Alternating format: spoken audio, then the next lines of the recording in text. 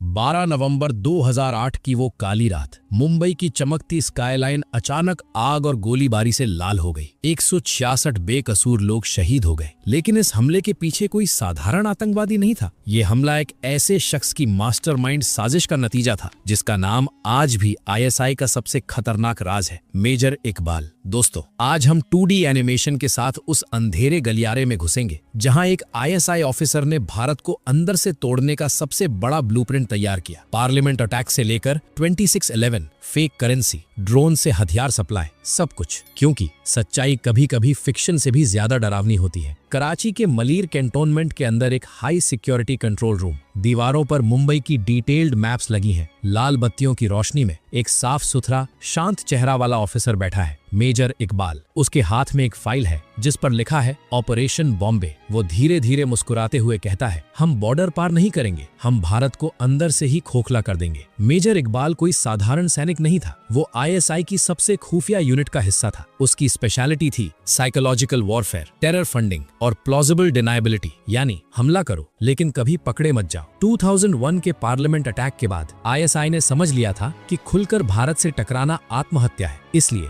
उन्होंने नया फॉर्मूला अपनाया, असिमेट्रिक वॉरफेयर, और इस नई जंग का चेहरा बनाया गया मेजर इकबाल। मेजर इकबाल को पता था कि पारंपरिक पाकिस्तानी एजेंट अब भारत में आसानी से नहीं घुस सकते। उसे चाहिए था एक ऐसा हथियार जो पूरी तरह इनविजिबल हो, और वो हथियार मिला डेविड कोलमैन हेडली। असली नाम दाऊद सईद गिलानी, पाकिस्तानी मूल का American, western look, American passport और बिजनेसमैन जैसा व्यवहार। हेडली पहले ड्रग्स के धंधे में था, फिर डीईए का इन्फॉर्मेंट बना और बाद में लश्कर तैयबा के ट्रेनिंग कैंप में रेडिकलाइज हो गया। 2006 में हेडली को आईएसआई की सेफ हाउस में मेजर इकबाल से मिलाया गया। वो पहली मुलाकात थी जो 26/11 की नींव रखने वाली साबित हुई। मेजर इकबाल ने तुरंत हेडली की क्षमता पहचान ली। उसने हेडली को अलग अलग हैंडलर्स से मिलवाया, कभी साजिद मीर, कभी खुद, कभी कभी तो दोनों साथ में भी नहीं मिलते थे। ये डेलिब्रेट था, प्लॉजिबल डिनायबिलिटी के लिए। अगर हेडली पकड़ा भी गया तो आईएसआई का नाम ना आए। मेजर इकबाल ने खुद हेडली को एसपीओ ट्रेनिंग दी, कैसे किसी बिल्डिंग की रेकी करनी है, जीपीएस कोऑर्डिनेट्स लेने हैं, डिटेल्ड रिपोर्ट तैयार करनी है, सब सिखाया। $25,000 कैश थमाया और बोला, मुंबई में एक इमिग्रेशन ऑफिस खोलो, नाम होगा first world immigration services. Headley Mumbai पहुंचा, शानदार जिम ज्वाइन किया, पार्टी में घुसा, एलीट सर्कल में घुल मिल गया। कोई नहीं जानता था कि ये अमेरिकन बिजनेसमैन मुंबई की हर महत्वपूर्ण जगह की मैपिंग कर रहा है। Taj Mahal palace, Oberoi trident, Leopold cafe, SST station,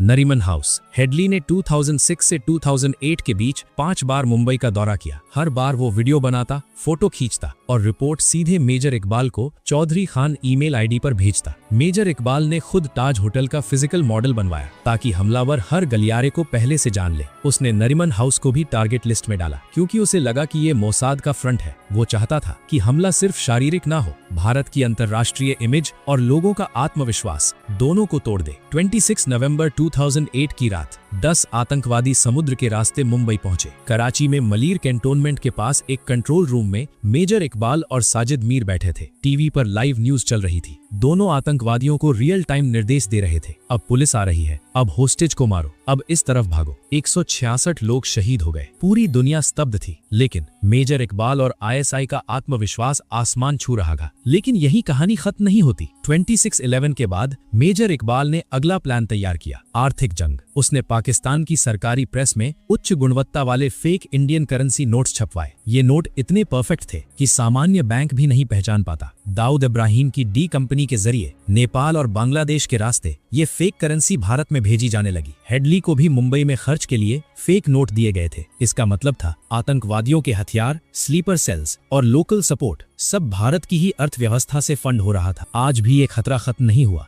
अब नई टेक्नोलॉजी आ गई है, ड्रोन। पंजाब और जम्मू कश्मीर में आईएसआई अब ड्रोन से एडवांस्ड पिस्तौलें, ग्लॉक, PX 5.7 और अफगानिस्तान से लाए गए M4 कार्बाइन भारत भेज रहा है।